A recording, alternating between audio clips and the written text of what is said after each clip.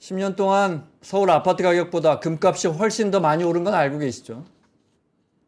그 금값보다 지난해 은값이 지난 1년 동안만 보면 은값이 또 거의 금값 오른 것보다 2배 가까이 오른 것도 알고 계시죠? 네. 오늘 모신 이분은 금값과 은값이 정상화되고 있다 이렇게 표현하세요. 네. 홍익희 전 세종대 교수님 모셨습니다. 어서 오십시오. 예, 안녕하세요. 코트라에 오래 계셨더라고요. 예, 맞습니다. 어디 관장하셨는지 여쭤봐도 돼요? 예, 제가 한 해외 7개국에서 마지막 밀라노 관장하고 마드리드 무역관 관장, 멕시코 무역관장, 파나마 무역관장, 뉴욕 무역관 부관장 뭐 이런 여러 군데를 다녔습니다. 유독 또 이렇게 가고 싶은 도시에서만 관장을 하셨어요. 딱 하나만 진짜 딱 한 군데만 거기서 정말 여기가 살기 제일 좋아 사는 것만 딱 하나 찝어주시면 사는 거는 여기도 좋고 저기도 좋고 말고 예, 저는 밀라노가 좋았어요. 왜요? 거기는 정말 물가도 비싸고 그러죠? 문화가 축적된 볼거리들이 많은 나라더라고요. 일단 아름답죠. 예. 그리고 제가 그때 앤틱에 좀 미쳐 있어가지고 주말마다 그 도깨비 시장 찾아다니는 맛이 아주 꿀맛이었습니다. 알겠습니다. 오늘 금값과 은값 이야기합니다. 그런데 우리가 흔히 자산 가치가 오르고 나면 수많은 전문가들이 왜 올랐는지를 논리적으로 이야기하죠. 우리가 알고 싶은 건 오르기 전에 금과 은이 오를 것이다 라고 전망하는 건데 이런 건 참 어려운데 그런데 오늘 교수님 설명을 듣고 보면 앞으로의 금값과 은값이 보일지도 모릅니다. 네, 교수님이 그 이유를 지금부터 설명하실 건데요. 준비해 오신 장표를 보면서 하나씩 좀 보겠습니다. 일단 금값부터 이야기를 나눠갈까요? 네. 그러세요. 예. 최근 몇 년간 각국의 중앙은행들이 금을 엄청나게 사기 시작했습니다. 특히 브릭스 국가들은 국가 차원에서 금 수입을 굉장히 늘렸어요. 예, 그러다 보니까 중앙은행들 같은 입장에서는 여태까지는 이자 수익이 있는 달러 표시 자산, 국채를 사들였습니다. 그런데 언제부턴가 수익은 없어도 좋으니까 안전자산을 모으겠다라고 해서 금을 사들이기 시작했어요. 그래서 그거를 역사적인 시간순으로 한번 들여다보겠습니다. 가장 먼저 계기가 됐던 건 2008년도 글로벌 금융위기입니다. 금융위기를 당하고 세계 각국의 중앙은행들은 우리가 안전자산이라고 믿고 있는 달러나 달러 표시 자산인 미국 국채가 이게 안전자산이 아닐 수도 있구나라는 생각을 하게 됩니다. 그리고 그때서부터 그들의 자산 구조가 바뀌기 시작합니다. 지금 화면에 보이는 이 그래프가 2008년 이전까지는 그들은 오히려 갖고 있던 금을 팔았어요. 그러다가 정확히 2009년을 기점으로 해서 다시 그들이 금을 사들이기 시작합니다. 그런데 이 그래프에서 보면 밑에 좀 진한 색 부분이 G7을 의미하는 거고 위에 좀 옅은 부분이 브릭스, 당시 브릭스 5개국을 의미하는 건데 G7은 계속 지금도 금을 팔고 있고 G7은 생각보다는 빠른 속도로 금을 매집하고 있습니다. 요거를 좀 더 자세히 보면 이 그래프가 2008년도 이후에 브릭스 4개국이 지금 사들이고 있는 금의 양을 나타내는 건데 위에 빨간색은 중국이고 밑에 초록색은 인도입니다. 그리고 말이 4개 나라지 사실상 인도와 중국이 엄청나게 사들이고 있다. 맞습니다. 두 나라가 엄청나게 사들이는데 그들이 금융위기 이후 10년 동안 사들인 금의 양이 29,000톤이에요. 근데 우리가 그냥 이 수치만 들어서는 그게 어느 정도 많은 양인지 감이 안 오는데 다음 그래프를 보면은 좀 확실해집니다. 세계의 금 채굴량은 1950년대 이후에 금 채굴 기술이 늘어나면서 지금 화면에서 보이는 그래프처럼 엄청나게 채굴량이 늘어나기 시작합니다. 잘 안 보이시는 분들 통해서 1950년도면 저도 지금 연도가 잘 안 보이는데 어느 쯤이면 됩니까? 지금 가운데쯤 됩니까? 지금 사우스 아프리카 가운데보다 저 우측으로 좀 우측으로 더 가서. 와서인데요. 근데 여기에 보면은 밑에 3,100톤이라고 지금 나와 있는데 네. 이게 2022년 수치예요. 그러면 이거를 기점으로 계산을 해도 10년이면 3만 1,000톤인데 그 중에 2만 9천 톤을 아까 얘기한 브릭스 4개국이 수입했으니까 거의 연간 생산량의 90% 이상을 이 브릭스들이 사들인 겁니다. 네. 네. 그 다음에 두 번째 결정적인 계기는 2022년 우크라이나 전쟁 때 미국이 러시아 외환보유고를 압류했습니다. 네. 그때 러시아는 금은 자국이 근거에 갖고 있었어요. 그런데 미국 국채는 해외은행에 맡겨야 그 수익이 발생하기 때문에 네. 그렇게 해외은행에 맡긴 미국 국채나 유로화 국채들을 최압류당했습니다. 그랬죠. 네. 그 사건을 보고 정작 놀란 거는 제3세계 국가들이에요. 미국 국채를 우리 외환보유에도 많이 담고 있는데 우리가 만약 미국하고 척지면 이런 사태가 벌어지겠구나라고 해서 특히 중국이 그런 생각했겠군요. 예, 네. 이때서부터 엄청나게 금을 더 활발히 수입하기 시작합니다. 지금 화면에 보이는 이 밑으로 내려온 초록색 그래프는 이 당시는 금을 팔 때예요. 그런데 글로벌 금융위기를 만나서 수익이 안 좋아도 좋으니 안전자산인 금을 사겠다고 해서 이렇게 사기 시작했는데 네. 러시아 외환보유가 압류당하는 걸 보고 평소에 두세 배를 사기 시작했습니다. 그리고 이게 그 해만 그런 게 아니라 지금 이 그래프를 보면 그 이후에 현재까지도 계속 이렇게 무서운 속도로 세계 중앙은행들이 금을 사모으고 있습니다. 잠깐만요. 그러니까 세계 중앙은행들이 금을 사고 있다는 우리가 이 정도는 알고 있었는데 예. 사실은 브릭스 중심으로 더 구체적으로는 인도와 중국 중심으로 거기에 러시아 정도 예, 예. 중심으로 어마어마하게 사들이고 있다. 예, 예. 네, 거기까지 이해했습니다. 네, 예. 자, 그러다 보니까 최근에는 세계 중앙은행 전체 외환보유고에서 네. 금의 보유량이 국채의 보유량을 뛰어넘었습니다. 지금 화면에 보시는 게 노란색은 금의 보유량인데 이 청색은 국채의 보유량을 2024년에 역전해서 지금 뚫고 올라가는 모습을 보실 네. 수 있을 거예요.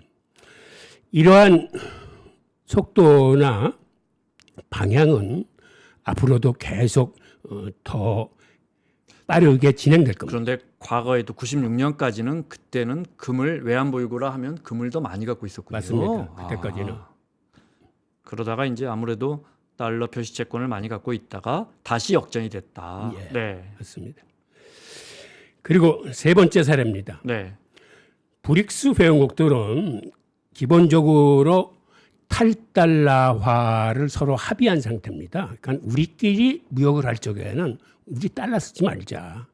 회원국 통화를 쓰자라고 합의를 해서 그들이 지금도 그들 간의 무역을 할 적에는 달러를 쓰지 않고 그들의 통화를 씁니다. 그런데 여기서 문제는 이게 브라질의 뭐 헤와라나 인도의 루피아 같은 경우는 변동성이 심하기 때문에 네. 그 사이에서조차 기축통화 노릇을 하지 못하고 거의 유일하게 위안화를 갖고 그들이 무역을 합니다. 네. 그런데 위안화는 어떤 문제가 있냐면 한마디로 시장에서 구하기가 힘들어요. 왜 그러냐면 달러는 미국이 무역 적자국이고 재정 적자국이기 때문에 자연스럽게 무역을 통해서 해외 시장으로 이렇게 살포되는데 네. 중국은 무역 흑자국이에요. 트래핀의 딜레마 말씀하시는. 예. 아니 날이 갈수록 무역 흑자가 커지기 때문에 설사 해외로 나갔던 위안화가 빠른 속도로 중국으로 회귀하면서 다른 나라들이 위안화를 갖고 무역을 하고 싶어도 러시아나 브라질이나 인도나 이 입장에서는 위안화가 시중에 없어요. 중국이 너무나 흑자가 세니까. 예. 네. 그래서 브릭스가 2024년 10월달 러시아 카잔에서 회의를 할 적에 이제 우리가 미국으로부터 모든 달러 시스템에서 독립하자. 우리가 왜 서구에 이런 시스템을 계속 써야 되느냐라고 그래서 브릭스 국제결제 시스템도 새로 만들고 브릭스 정산소도 만들고 네. 하여튼 서구에 의존하고 있는 달러 시스템을 우리끼리 만들어서 우리 고유의 시스템을 장착하자라는 의제 중에 하나로 나온 게 지금 화면에서 보이는 네. 금 기반 무역 통화 얘기가 나옵니다. 우리가 위안화가 없어서 무역을 활발히 못하는데 차제에 각국이 자국의 통화는 그대로 쓰되 무역할 때만은 우리가 무역 통화를 만들어서 이걸로 우리가 무역을 하자라고 하면서 이 브릭스 유닛이라는 무역 통화는 금을 40%를 기반으로 하고 그 브릭스 플러스의 통화 바스켓을 60%를 기반으로 하는 네. 금 기반 디지털 화폐입니다. 금 절반 기반 디지털 화폐네요. 맞습니다. 브레튼 우주 때처럼 100%가 아니고 예, 예. 40%는 금을 맞아요. 넣고 네. 브레튼 우주 때 케인즈가 얘기했던 방코라는 개념이 몇십 년 만에 다시 살아나는 거예요. 이 방코로 개념하고 사실 거의 같아요. 네. 이 개념이. 그런데 이건 아시다시피 금기반이기 때문에 달러와 같은 신용화폐가 아니라 실물화폐입니다. 이게 만약 현실화되면 아마 굉장한 영향력을 지니게 될 거예요. 이 통화는. 그런데 문제는 이 당시까지만 해도 인도가 미국과 브릭스 양쪽과의 교류를 하면서 이때는 인도가 반대를 했어요. 그래서 이 제안이 아직까지는 표류 상태에 있는데 지난해에 트럼프하고 그 인도 간의 관세 전쟁으로 인해서 갈등 요소가 생기면서 앞으로 인도의 태도를 좀 우리가 주목할 필요가 있습니다. 이렇게 브릭스 자체가 금 기반 통화를 제안한 데는 나름대로 브릭스로서는 금에 대해서는 좀 자신이 있는 거예요. 지금 화면에서 보이는 이 수치가 각국이 갖고 있는 금 보유량을 나타내는 건데 네. 러시아가 세계에서 가장 많은 금을 보유하고 있습니다. 미국이 8천 톤을 갖고 있다고 그러는데 그건 한 번도 실세에 응한 적도 없고 네. 그거를 제외하고서는 러시아와 중국이 지금 가장 많은 지금 이건 이제 브릭스 국가들 중에 예, 또는 이건 브릭스 플러스 국가들입니다. 중에, 네. 브릭스 국가들이 갖고 있는 금 보유량이 네. 세계 전체의 21.4%가 된다는 그런 전체 그래프예요. 국가로 보면 역시 뭐 미국이나 EU 국가들이 많이 갖고 있고요. 예, G7이 근본적으로 많이 갖고 그러겠죠. 있어요. 네, 예. 네. G7 중앙은행들이 많이 네. 갖고 있어요. 그런데 최근에 어떤 일이 벌어졌냐면 뉴욕 코맥스 선물시장 같은 데에서 사실은 마감일에 현물 인도가 원칙입니다. 그런데 여태까지는 현물을 달라고 하는 사람들이 사실은 거의 없었어요. 네. 대부분 마감일 전에 청산하거나 마감일이 들어오면은 2월 시킵니다. 그걸 롤오버라고 네. 불렀는데 이게 사실 98% 이상이야. 대부분의 사람들은 그걸로 정리를 하는데 최근 들어와서 현물로 내달라는 게 5배, 10배씩 아주 급증하고 있어요. 그러다 보니까 이게 어떤 사태가 됐냐면 코맥스 창고에 금이나 은이 부족한 거예요. 네. 그래서 코맥스가 당시 런던 현물 시장에서 비행기로 은 같은 거를 실어다가 그 현물 인도 요구에 응하고 그랬어요. 왜 갑자기 사람들이 현물로 직접 보여줘 이렇게 근데 요구를 하기 이게 시작하는 겁니다. 왜 그러냐면 네. 이제 뒤에 말씀드리겠지만 은 같은 경우가 지난 5년 동안 공급이 수요를 못 따라갔습니다. 그러니까 총 공급량은 한 10억 온수 되는데 산업용 수요가 한 60%가 넘고 그게 계속 커지다 보니까 연간 한 2억 온수 정도는 쇼티지가 나는 거예요. 모자라. 네. 그러니까 시중에 은을 계속 갖다 썼기 때문에 시중의 재고량 자체가 엄청 줄었습니다. 그러니까 사람들이 이제 불안을 느끼기 시작하는 거예요. 그러지 않아도 이 금시장이나 은시장에 가장 처음에 했던 논란이 종이금, 종이은에 대한 논란입니다. 무슨 얘기냐면 은행이 대출을 했을 적에 네. 예금 받은 것에 한해서 대출해 주는 게 아니라 지급 준비 제도라고 그래서 한 8% 정도 쌓아놓고 대출을 늘리는 게 신용 창출인데 네. 바로 선물 금시장과 선물 은시장에서 이러한 식으로 종이의 발행이 보유한 실물보다 엄청나게 늘어나는 걸 의미합니다. 그래서 예전에는 이 논쟁이 있더라 해도 크게 시장이 흔들리지 않았는데 네. 최근에는 실물이 부족하다 보니까 시장이 흔들린 거예요. 나중에 말씀드리겠지만 어떤 사태가 벌어지냐면 그러면 가격이 폭락할 텐데요. 폭락하죠. 폭락했어요, 실제로. 지난해 10월 17일에 인도의 힌두교 축제를 앞두고 네. 인도 사람들이 축제 때 이제 은치장을 많이 하는데 시장에 실물이 없는 거예요. 그러지 않아도 인도 시장은 프리미엄이 한 10% 정도 붙어 있어요. 그 사람들이 네. 실물을 많이 그런데 문제는 동이 났어. 그런데 같은 날 런던 현물 시장에 은도 동이 났습니다. 실물이 없는 거예요. 그래서 10월 18일 날인가 네. 은 선물 가격이 엄청나게 빠지기 시작해서 한 18% 정도 급락을 했어요. 그러니까 그때 야, 이 종이 은 이거 사실이구나. 이거 문제가 터지겠구나라고 사람들이 생각하기 시작했고 그 이튿날 똑같이 금 가격이 폭락을 합니다. 쉽게 말해 부도 아니에요, 부도. 그렇죠. 네. 그래서 근데 당시 부도는 안 났고 물론 급하니까 네, 네, 네. 어떻게 했냐면은 런던이 뉴욕 코맥스 창고에서 한 600톤 정도를 빌려오고 중국에 SS를 쳐가지고 중국에서 또 한 600톤 정도를 비행기로 공수를 해서 진짜 그 다음날 네. 막았어요. 네. 비행기로 가져와서. 그런데 그 대여 금리가 얼마냐면 30%를 넘었어요. 34%가 이래. 그러니까 한마디로 진짜 시중에 실물이 없는 거야. 그러니까 예를 들어 중소기업이 부도 막으려고 마지막 날 보면 맞아요. 뭐 30%짜리 회사채 돌리는 거거든요. 맞습니다. 그거예요, 그거. 이게 실질 지난해 10월 네. 요 다음에 이제 얘기가 나오니까 네. 그때 가서 한번 보시죠. 네. 지금 종이금 종이은 우리가 논란은 전혀 몰랐던 내용들입니다. 예. 네.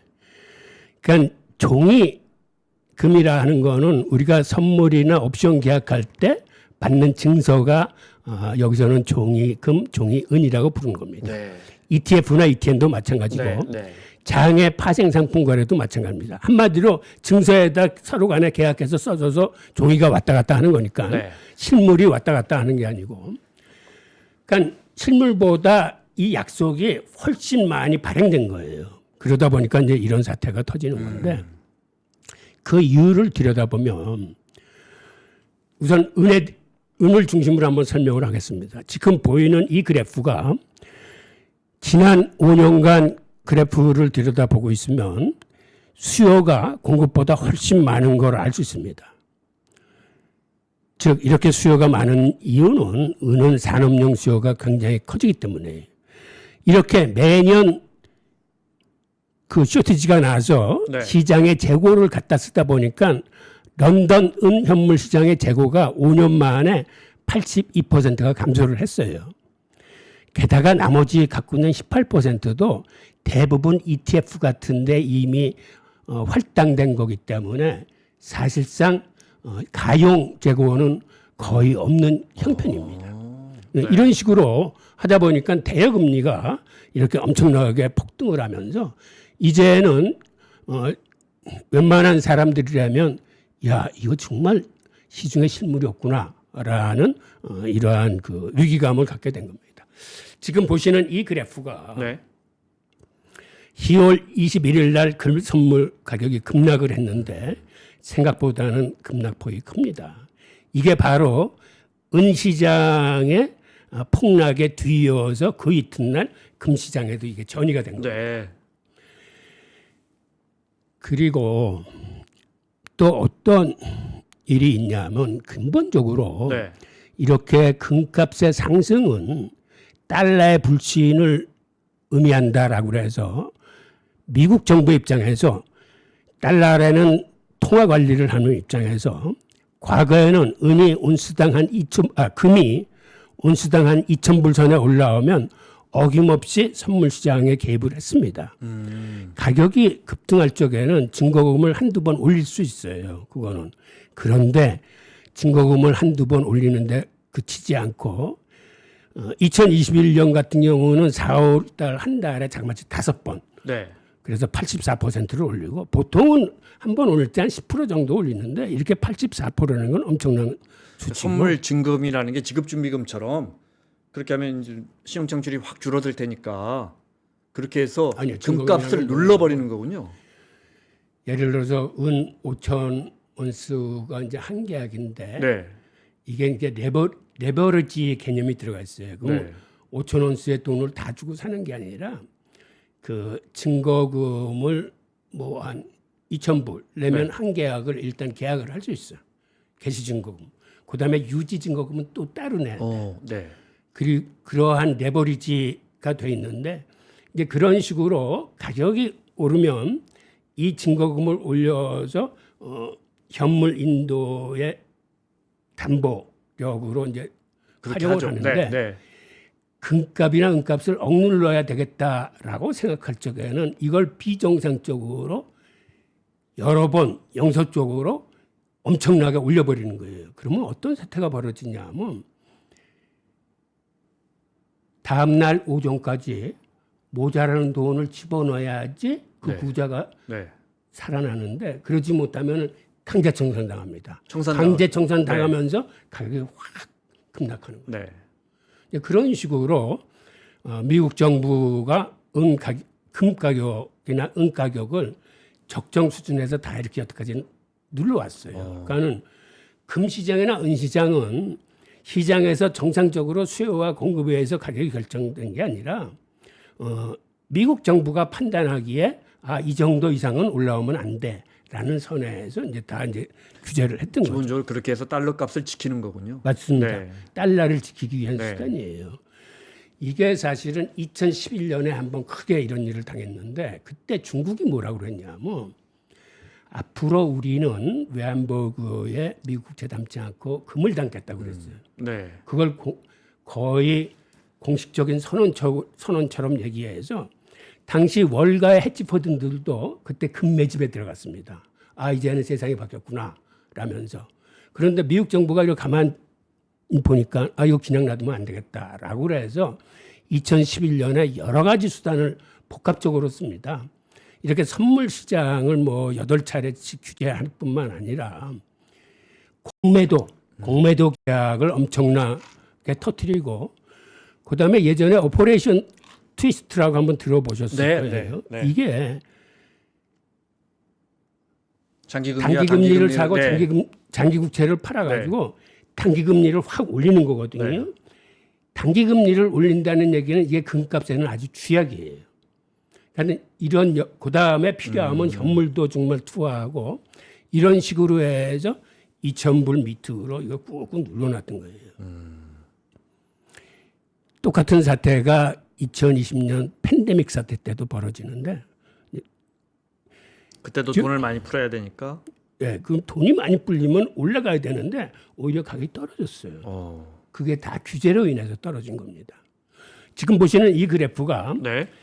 2011년 이후의 금가격 추이인데 그렇게 선물 시장에 8차례 증거금을 인상하고 공매도 하고 현물 투하하고 단기금리 인상하고 여러 가지 방법을 써가지고 결국 이때 금가격을 한 1,300불 때까지 내리 눌러놓습니다. 이 기간이 굉장히 오래 걸렸어요. 그랬다가 2020년에 팬데믹 사태 때 돈을 푸니까 다시 금가격이 꿈틀거리면서 치솟는 걸 보실 텐데 이때도 어김없이 시장에 개입을 해서 꾹꾹 눌러놓습니다. 그래서 그 이상 더 가지 못하고 이렇게 빠지다가 네. 최근 들어와서 말씀드린 대로 선물 시장에서 현물 인도가 늘어나고 그다음에 브릭스 국가들의 수입이 맹렬하게 늘어나고 세계의 중앙은행들이 금을 매입하기 시작하면서 미국이 가격 결정권을 잊어버렸어요. 이제는 어떻게 통제할 수 있는 방법이 없어요. 더 이상 못 누르겠다. 네. 이제 선물세를 누르면 어떤 일이 발생하냐 하면 오히려 마감일에 그 싼 값에 금이나 은을 내줘야 돼. 그러니까 여태까지 그나마 갖고 있던 실물을 뺏기게 싼 값에 뺏기게 되는 상황에 놓였기 때문에 지금 최근 연말에 한 3번 정도 증거금을 누른 거는 이거는 연말 윈도우 드레싱의 의미도 있지만 이때는 피할 수 없는 이유 때문에 연말에 잠깐 눌러놨었는데 그나마 지금 다시 가격이 올라가고 있습니다. 네. 자, 그러면 하나만 여기서 여쭤보고 예, 갈게요. 그 말씀대로라면 돈은 2008년 금융위기 위기 또 2020년 때 뭐 1차, 2차 양쪽 하나로 어마어마한 돈을 풀었잖아요. 그러니까 당연히 금값은 올라가야 할 텐데 그렇게 되면 달러 가치가 떨어진 걸 막기 위해서 금값을 인위적으로 여러 가지 정책적 조치를 취해서 눌렀다. 그러면 다른 안전자산이나 대체재가 튀어 올라갔을 텐데요. 왜냐하면 금 말고도 돈이 튀어갈 때는 많거든요. 금만 잡아서 달러 가치를 유지할 수 있을까요? 우선 네. 유동성 장세가 생기면은 뭐 주식이 잘 아시겠지만은 다른 자산군들은 가격이 올라갑니다. 그래서 그러니까요. 유동성 장세를 네. 반기는 건데 특히 금하고 은은 내리누르는 게 이거는 달러에 대한 신뢰도에 직접적으로 관계되는 거니까 사람이 주식가격이 올라간다 하고 달러 가치를 의심하지 않는데 금 가격이 올라가면 달러 가치를 의심합니다. 이제는 달러가 저거 무너지는 거 아니야? 라는 시각으로 보기 때문에 미국 정부가 특별히 금과 은에 대해서는 신경을 쓰는 거죠. 저 기간에 혹시 그 코인이 비트코인이 예를 들어 연동해서 올라가고 그렇게 개연성을 따질 수는 없습니다. 원래는 금과 비트코인이 서로 연동해서 움직입니다. 근데 그 얘기도 이제 금방 나올 거예요. 아 그래요? 왜 그럼 그때 그게 듣겠습니다. 떨어졌는지. 네. 지금 이 화면에 나온 그래프를 한번 보시죠. 네. 이게 4대 통화의 증가 추세를 나타낸 그래프입니다. 이 그래프에 보면 빨간색이 달러예요. 달러가 글로벌 금융위기 이전만 하더라도 발행액이 1조 달러가 안 됐어요. 한 8천억 달러였습니다. 그러다 글로벌 금융위기가 왔을 적에 이게 한 4조까지 올라갔다가 나중에 3조 7천억까지 이렇게 긴축을 하는 와중에 팬데믹이 터져가지고 2달 사이에 자그마치 3조 2천억이 풀리고 계속 통화 완화 정책을 하면서 이게 9조 달러까지 올라가요. 그랬죠. 네. 즉 10년 사이에 달러 발행액이 10배 이상 많아진 겁니다. 그럼 달러 발행액이 이렇게 많아지면 다른 통화들도 마찬가지 이유로 지금 그래프에서 보시면 알지만 달러와 거의 버금가게 올라갔습니다. 유로화는 달러보다 더 많이 풀었어요. 돈을. 초록색이 엔화고 저기 황색이 위안화인데 네. 이 세계 4대 통화가 이렇게 돈이 많이 풀렸음에도 옆에 보시는 그래프가 바로 금 가격이에요. 금 가격은 2020년 하반기서부터 약세로 가격이 떨어집니다. 그러니까 이런 거는 사실은 있을 수 없는 아주 기이한 현상인데 그러네요. 네. 한마디로 미국 정부가 철저하게 금 가격을 규제했기 때문에 가능했던 일입니다. 지금 보시는 것처럼 2020년에 하반기에 금 가격이 떨어지고 있는데도 불구하고 3번을 더 확인 사살을 합니다. 증거금을 3번을 더 올리고 레버리지를 2번을 축소시켰어요. 그러다 보니까 기관 투자자의 입장에서는 엄청난 데미지를 받고 이때 사실 큰 손인 기관 투자자들이 금 시장에서 발을 빼고 비트코인 시장으로 옮깁니다. 그래서 그간 이렇게 동조화 현상을 보면서 같이 움직이던 금과 비트코인 가격이 11월을 기점으로 해서 금 가격은 하락하고 비트코인은 올라가는 이런 디커플링 상태로 서로 이때 결별을 하게 됩니다. 그러니까요. 아까 제가 생각했던 게 막연하지만 금을 막으면 결국 갈 때는 뭐 부동산도 있고 여러 가지. 결국은 S&P 아니면은 코인밖에 없지 않을까. 맞아요. 근데 그래프로 어느 정도 그게 입증이 되는군요. 예, 맞습니다. 금을 눌러놨더니 예. 그런데 여기다가 설상가상이라고 얘기해야 될지 JP 모건이 불법적인 은 매집을 본격적으로 하게 됩니다. 우선 2011년도에 미국 정부가 그렇게 금 시장을 규제를 엄청나게 해서 금 가격을 떨어뜨리니까 그때 월스트리트에서 금을 매집하던 그 조지 서로스나 포렌 존슨 같은 헤지펀드가 수십억 달러씩 손해를 봅니다. 네. 그때 헤지펀드는 두 가지의 원칙이 생겨요. 하나는 거시경제 흐름에 맞서지 마라. 정부의 뜻에 거슬리지 마라. 그래서 지금도 헤지펀드들은 이거를 금과 억조로 참고 있습니다.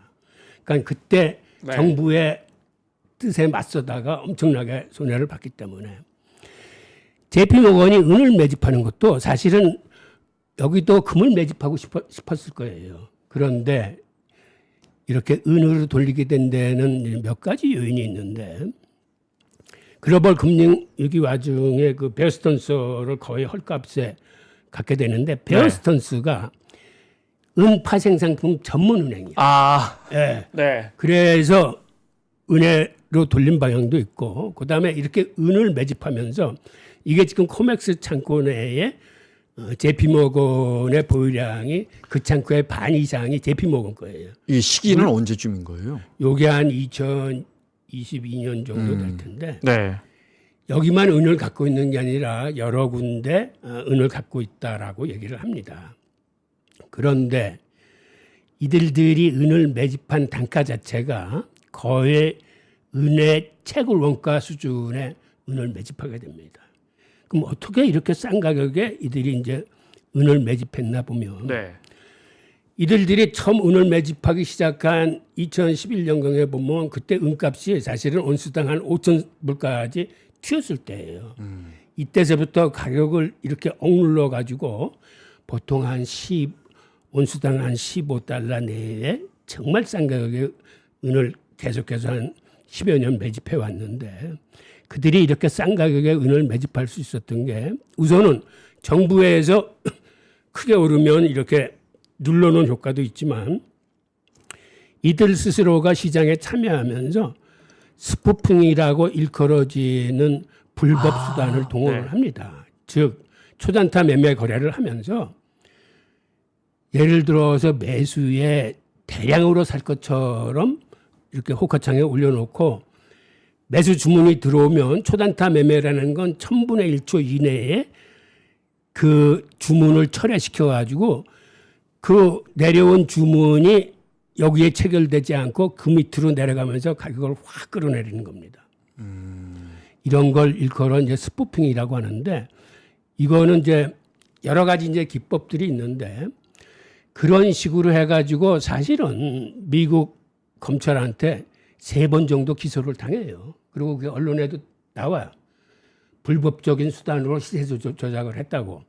그리고 실제로 2020년에는 9억 2천만 달러라는 벌금을 냅니다. 그리고 이때 최소 8년간 이렇게 시세 조작을 했다라는 게 사법부의 결론이었어요. 1조 한 3, 4천억 됩니다. 네. 그리고 그들의 매집 단가가 온수당 약 15달러 내지 18달러에 주로 매집을 했는데 이게 채굴 원가보다 조금 비싼 수준. 뭐 거의 채굴 원가에. 벌금 1조 내도 뭐. 예. 그러다 보니까 이때부터 금과 은의 교환 비율이 엄청나게 벌어지기 시작해요. 금은 그래도 시장이 큰데 거기에 비해서 은은 거의 시장 규모가 한 10분의 1 정도뿐이 안 되기 때문에 이렇게 세력들이 가지고 놀기 좋은 시장이었던 거죠. 그런데 이랬던 과거의 금과 은의 역사가 이제야 저렇게 정상화가 JP 모건 체이스가 엄청 쌓아놓고 있었을 텐데 저가에 매집해서 그런데 이제 여기서부터 이야기가 달라지는 거죠. 네. 네. 이제 지금부터 달라지는 건데 네.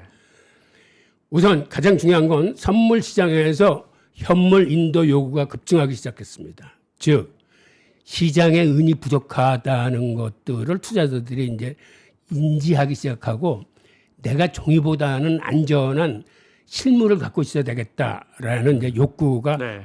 작동하기 시작하는 거죠. 게다가 아시겠지만 브릭스에서 금과 은을 엄청나게 수입을 하고 있고 특히 세계 중앙은행들이 그들의 외환보유고에서 이제는 미국 국채 대신에 금을 사모으기 시작하면서 이러한 요인들로 인해서 과거에는 미국과 영국 즉 선물시장과 런던의 현물시장이 둘이서 편먹으면 시장 가격을 얼마든지 그들이 원하는 가격에 붙잡아둘 수 있었는데 이제는 그런 짓을 할 수 없게끔 비로소 시장의 수요와 공급에 의해서 가격이 결정되는 정상시장으로 진입을 하기 시작한 겁니다. 그래서 제가 말씀드리고 싶은 거는 지난해에 금과 은 가격이 그렇게 올랐는데 이거 지금이라도 사야 되는 거야? 라는데 이게 좀 참고가 되셨으면 합니다.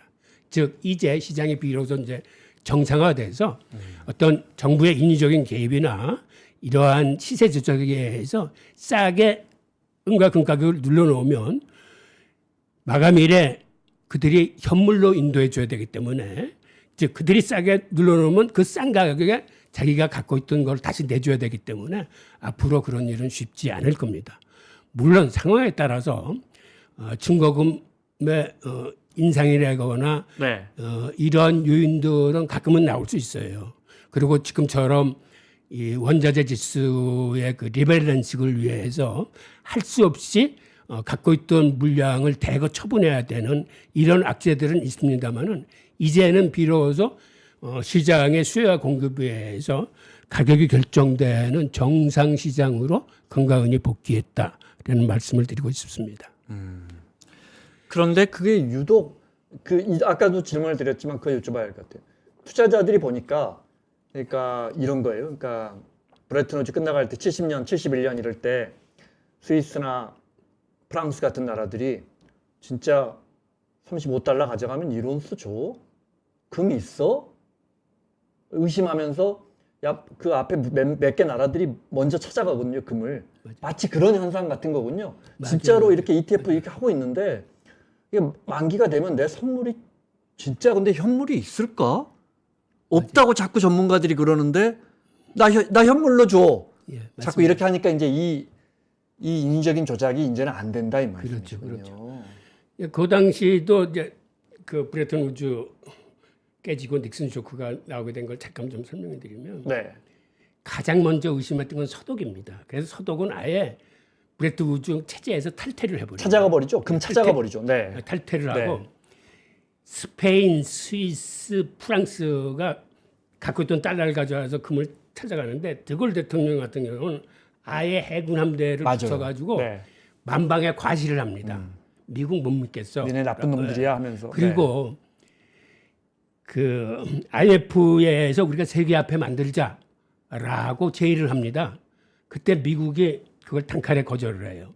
거절해? 그럼 우리 근본 이제로 돌아가자라고는 얘기를 해서 그때 할 수 없이 미국이 협조해서 생긴 게 특별인주권이에요. 그게 사실은 드골이 요청한 스페셜 건데 드로우. 네. 만들어 놓고 사실상 거의 실효성이 없는 걸로 미국이 지금 만들고 관리를 하고 있지만 그때 생겨난 세계화폐가 그 SDR이고 그리고 마지막에 그게 깨진 게 1971년 8월 12일 날 영국이 자그마치 30억 달러를 요구해요. 금을 달라.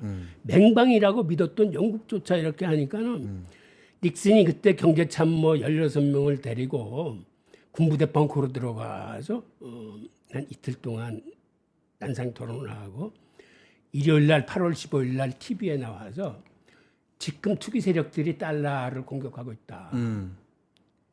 당분간 금태환을 정지한다. 사태가 해결되면 다시 재개하겠다고 그랬어요. 그런데 결국 다시 재개하지 않았어요. 그리고 투기 세력도 없었어요.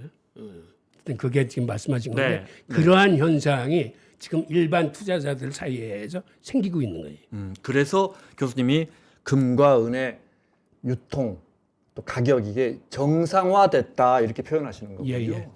이제는 그렇게 함부로 인위적으로 누르면 오히려 자기가 갖고 있는 걸 싼 값에 내줘야 되기 때문에 브릭스나 뭐 중앙은행이나 일반 투자자한테도 이제는 그렇게 하기 좀 힘든 거죠. 자, 그리고 지금 보시는 것처럼 이 그래프가 2022년 우크라이나 전쟁 이후에 원래 그 금리가 시장 금리가 올라간다는 건 금한테는 이게 악재입니다. 즉 시장 금리가 내려갈 그러겠죠. 적에 네. 금이 올라가는 건데 이거는 그런 의미에서 시장 금리가 내려간다는 건 국채 가격이 올라간다는 거기 그러겠죠. 때문에 네. 국채 가격하고 금이 사실은 동조화 현상을 보이다가 우크라이나 사태로 이것도 디커플링으로 갈라서고 사람들은 중앙은행들은 이때부터 미국 국채 대신에 금을 사 모으기 시작하면서 금값은 계속 올라가고 그 기점이 우크라이나 전쟁. 예, 국채 가격은 이렇게 떨어지는 겁니다. 음. 예, 이게 지금까지 이제 설명드린 왜 이제 비로소 정상화가 됐는지 그 과정을 한번 살펴봤습니다. 은은 은광이 있어요, 교수님? 있어요. 은광이. 못 들어본 것 같아서 은은 은광에서 캐고 금처럼 그렇게 아니, 하는. 그렇지는 않고요. 네. 은은 부산물로 생성되는 게 4분의 3이라고 보시면 돼요. 은광에서 나오는 은은 네. 4분의 1뿐이 안 돼. 다른 거 하다가 그렇죠. 남는 걸로. 아연하고 납을 캘 적에 은이 가장 많이 나와. 그 다음에는 구리 네. 캐면서 구리를 재련할 적에 거기서 은이 나옵니다. 그리고 또 하나는 금을 재련할 적에도 은이 네. 나와. 이렇게 부산물로 생산되는 게 거의 대부분이다 보니까 은 가격이 이렇게 치솟아도 은의 공급을 쉽게 늘릴 수가 없어요. 은은. 아. 그러니까 더 심각한 문제가 되는 거고 네. 투자자 입장에서는 더 안심하고 투자할 수 있는 겁니다. 이렇게 은 가격이 오르면 생산을 받쳐주면 되는데 생산을 구조적으로 못 받쳐주게 돼 있어. 그리고 금은 사실은 2차 활용, 회수를 많이 하는데 네. 은은 경제성이 없죠. 회수를 하기에는. 그러니까 금을 회수할 때 딸려 나오는 은 정도 회수하는 건지 2차 회수율이 그렇게 크지 않아요. 은은. 이렇게 가격이 많이 올랐어도 예, 올랐어요. 굳이 은을 캐려고 해서 뭐 하고 더 깊이 들어가거나 아니면 여기서 구리를 캐고 있는 광산이었는데 야 은값이 올랐으니까 여기서 우리가 은을 중심으로 캐야겠다 이렇게는 안 된다. 이 예, 말씀이시죠? 그렇게는 안 되죠. 예, 그리고 결국은 구리를 캐다가 나오는 은만 기다리는 수밖에 없다. 은광석을 더 깊게 들어가서 더 많이 캐고 싶어도 그거를 이제 품위라고 하는데 네. 품위가 계속 악화돼서 경제성이 없어요. 무슨 얘기냐면 과거 1,000톤을 캐면 은광석 1,000톤을 캐면 은이 이만큼 나왔는데 지금은 1,000톤을 캐도 은이 이만큼뿐이 안 나오는 거야. 그 다음에 더 캐기 위해서는 갱도를 더 밑에 내려가야 되기 때문에 생산비만 더 올라가는 거예요. 그래서 이거는 비가역적이에요. 그러니까 이게 그래서 사실상 앞으로 5년 동안 은의 공급 전망이 오히려 줄어들고 있어요. 이렇게 가격은 치솟아도 공급이 뒤쫓아가지 못합니다. 그런 것들이 지난 한 해 금값이 정말 은값이 정말 폭등하는데 다 영향을 미쳤겠군요. 당연하죠. 그리고 이제 투자자들도 그걸 다 아니까 아 이제는 정말 시중에 실물이 고갈되겠구나 네. 라고 생각하니까. 그리고 실제로 은의 가장 중요한 용도가 최근에는 태양광 판넬에 많이 씁니다. 그렇다면서요. 그다음에 전기차에 많이 쓰여요. 그러니까 금이라는 건 이게 목걸이 반지밖에는 사실 솔직히 말하면 쓸모가 없는데 은은 그냥 오만 공업 이 이게 왜 그러냐면 제조업에 다 들어가죠. 지구상의 모든 금속 중에서 전기 전도성이 가장 좋아. 연료 전도도 가장 좋고. 그러니까 반도체도 고급으로 갈수록 은을 써요. 그러니까 5나노 이하 반도체들은 은을 써요. 그 다음에 최근에 그 문제가 되는 거는 전고체 배터리. 전고체 배터리가 아마 내년 정도 상용화될 거로 보이는데 전고체 배터리에 은이 굉장히 많이 들어가요. 셀 하나에 한 5g 들어가서 차 한 대에 은이 한 1kg 정도 들어가요. 전고체 배터리에 전기차 대수가 늘어나면 네. 엄청나게 은 수요가 많을 겁니다. 그리고 또 이런 요소도 있어요. 은 가격이 아무리 치솟더라도 반도체 만드는데 필요한 은을 못 구해서 공장을 돌릴 수는 없어요. 그러니까 예를 들어 삼성전자 같은 게 몇십 조짜리 공장을 돌리는데 은 가격이 설사 지금보다 5배, 10배 뛴다 그래도 그 업체들은 은을 꼭 사야 돼. 예. 음. 이런 요소들이 있기 때문에 네. 그러니까 은은 이러한 산업용 요소 중에서도 비교적 첨단 산업 분야 AI 데이터 센터 같은 데 은이 엄청 들어가거든요. 그러니까 상황이 이렇다 보니까 이거를 일컬어서 전기 문명 시대라고 그래요. 전기 문명 시대의 주도 상품들 네. 태양광, 전기차, 배터리, 반도체, 그다음에 AI 데이터 센터 이런 데 주로 들어가기 때문에 이런 수요는 계속 늘어나는 데 반해서 공급이 쫓아오지 못해서 앞으로 은은 여러분들이 계속 주시하시면서 이런 상황을 좀 면밀히 관찰하셔야 될 겁니다. 네. 저희 한 시간 7, 8분 남았는데 앞으로의 전망 같은 걸 여쭤볼래요? 예. 우리가 이제 가격을 예측한다는 건 너무너무 어려운 일인데 밸류에이션 측면에서 볼 때 돈값이 자꾸 떨어지니까 이제 이런 것들이 오르는데 돈값에 대비하지 않고 그럼 뭘로 대비해서 이 밸류에이션이 은에 대한 은값이 밸류에이션이 높나 지난 뭐 한 100년 50년 동안 금값에 대비해 보면 어떨까? 그래서 예를 들어 많이 올랐는데 여전히 옛날 금값에 비하면은 은값은 안 오른 거야. 또는 그때보다 막 3배, 4배 올랐어. 이러면 이게 밸류에이션이 너무 높아진 거 아닌가? 이렇게 한다면 지금 어때요? 금값에 비교하면 은값이? 지금 그 GSL이라고 부르는데 그게 지금 한 58 근처에 와 있어요. 이게 뭐 많이 벌어질 적에는 100도 넘고 그랬는데 지난 40년 평균 정도에 지금 딱 와 있습니다. 아, 그래요? 예, 그런데 지난 40년 평균이라는 게 네. 미국 정부와 JP모건 같은 데서 억지로 누르는 금값이기 때문에 아직도 저평가되어 있는 거예요. 이게 정상화 되려면. 그러니까 이게 이제 비로소 정상화 진입 초기에 들어와 있는 거고 이게 앞으로 한 20 정도 비율이 더 내려가서 그 밑이 이제 정상 단계. 제가 보기에는. 네. 그러니까 지금 58 정도 되면 아마 40 이하로까지 내려와야 그걸 정상이라고 볼 수 있을 겁니다. 금과 은의 교환 비율이. 네, 네.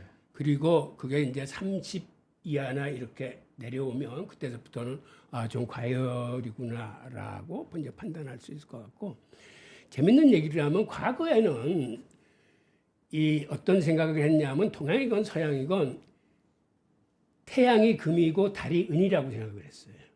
아무래도요. 네. 태양이 1년에 자전 한 번 돌 적에 달의 상망주의가 12번 반이었기 때문에 보통 서양에서는 금과 은의 교환 비율이 1대 10이었습니다.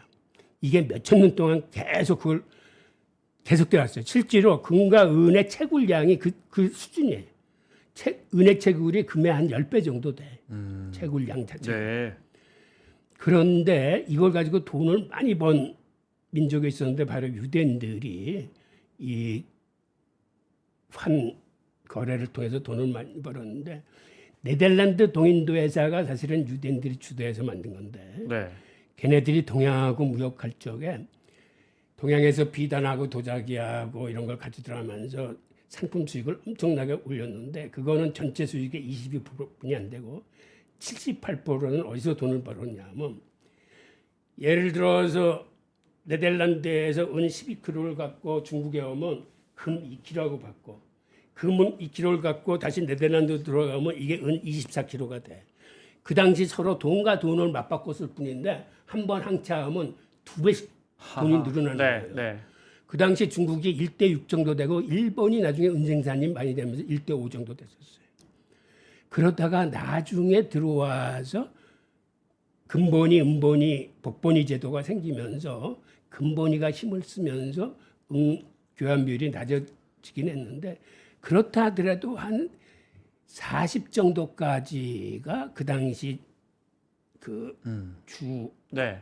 주였고 그 이후에는 지금 아까 처음에 말씀드린 미국이라는 국가의 규제와 JP모건의 어떤 시세 조작 같은 게 겹쳐지면서 비정상적인 교환 비율이 지금 이루어져 있는 거죠. 예. 수요 중에 제일 중요한 게 제일 먼저 말씀하셨던 중앙은행들이잖아요.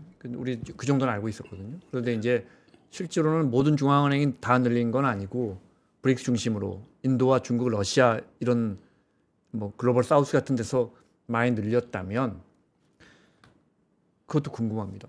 이 친구들이 이제 요 정도 외환보유고에서 이 정도면 충분할 것 같아 하고 더 이상 안 산다면 큰 손이 없어져 버리는 거잖아요.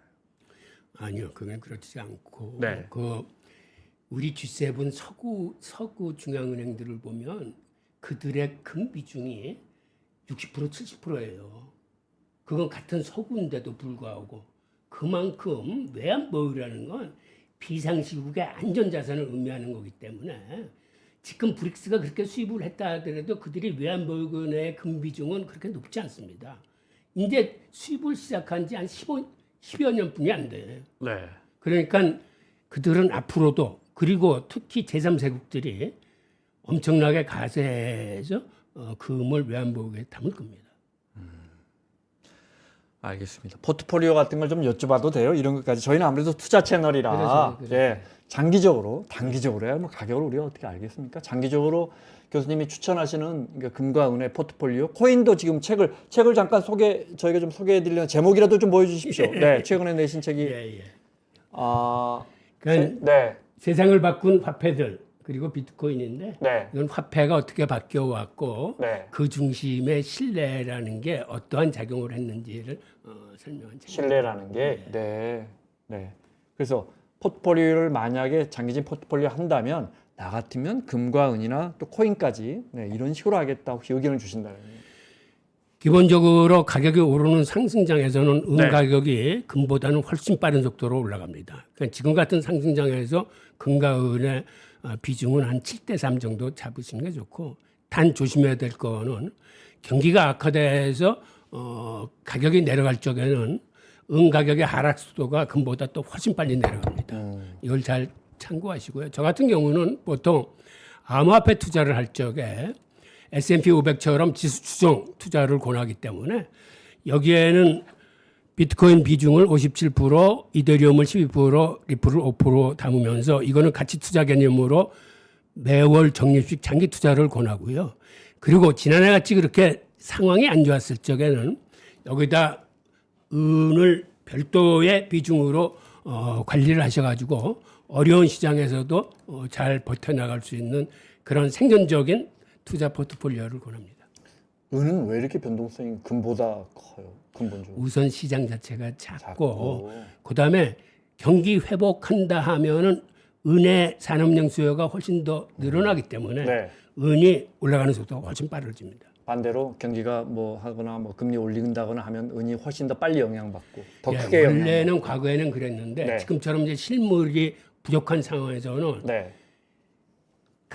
경기 침체가 오더라도 네. 은 수요는 계속해서 올라가는 구조를 갖고 있어요. 그러니까 앞으로는 그러한 법칙이 계속될 것 같지는 않습니다. 네, 알겠습니다. 마무리하겠습니다. JP 모건은 그래서 그렇게 싸게 눌러서 산 그 금을 팔고 있는지 이런 것들은 잘 안 보입니까? 시장에서 우리가 확인할 수는 없는 거예요? 아직도 갖고 있는지 모으고 있는지 팔고 있는지 이런 건?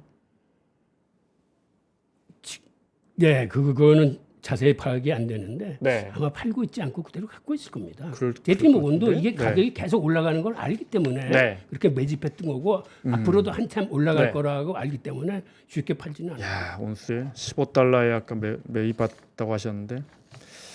알겠습니다. 지금까지 금과 은 왜 이렇게 올랐는지, 금과 은이 정상화되고 있다 이렇게 설명해 주신 지금까지 홍익희 전 세종대 교수님과 말씀 나눴습니다. 오늘 설명 고맙습니다. 예, 고맙습니다.